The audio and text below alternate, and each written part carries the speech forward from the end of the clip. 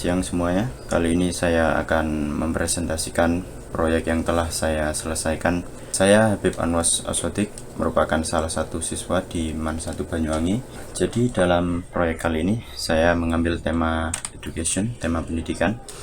Berikut adalah beberapa problems yang kita hadapi saat ini di Indonesia.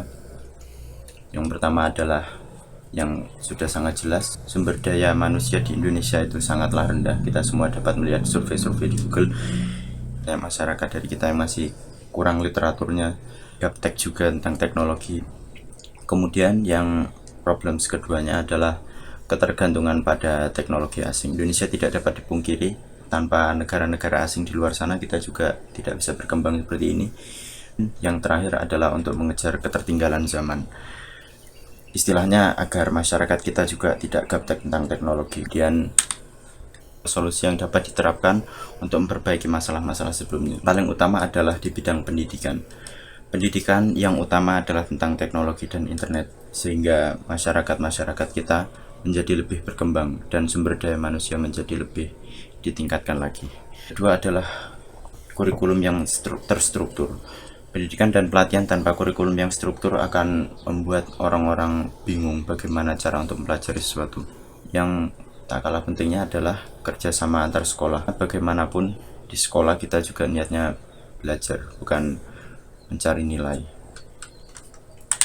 Kemudian berikut adalah fitur-fitur yang telah saya tambahkan dalam proyek saya. Yang pertama adalah submission form, yang mana ini adalah formulir untuk klien mengirimkan data kepada server. Kemudian ada scroll animation, adalah saat klien scroll menggunakan mouse, nanti akan ada elemen yang tampil.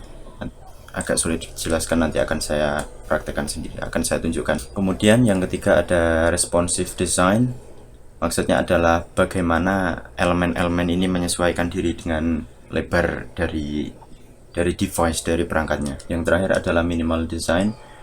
Di proyek ini tidak terlalu menggunakan desain-desain yang kompleks. Di tahap ini adalah tahap yang paling utama, akan mendemonstrasikan proyek yang telah saya buat.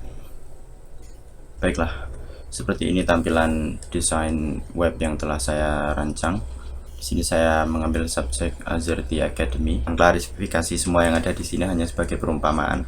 Di sini ada navbar, ada section, ada deskripsi tentang akademi. Kemudian di sini ada sedikit perkenalan tentang tempat kursusan ini. Kemudian di sini ditampilkan beberapa teknologi yang akan Anda kuasai bila Anda mengikuti pelatihan di tempat ini. Kemudian di sini ada testimonial. Testimonial ini berisi sebagai testimoni bagaimana orang-orang setelah mengikuti kursus dari kita. Beberapa guru yang mengajar di kelas ini juga tidak asli semuanya. Beberapa sosial media untuk kita bisa terhubung. Nah, inilah submission form yang saya maksud tadi. Jadi ini apabila ada orang yang tertarik untuk mengikuti pelatihan dengan kita, maka mereka akan mengirimkan datanya lewat sini, mengirimkannya ke server kita. Dan semua ini tidak asli kecuali ini aja yang asli, website dari Skillful. Jadi apa yang saya maksud dari scroll bar animation tadi itu yang seperti ini. Jadi kalau kita scroll, maka animation akan muncul, elemen akan terlihat seperti ini.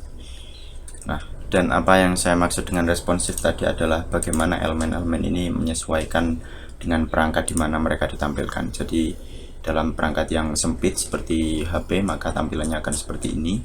Jadi semua skill list yang tadi ditampilkan seperti kolom gitu akan tampil ke bawah seperti ini. Nah, tadi sebelumnya kan seperti ini, akan menjadi ke bawah seperti ini.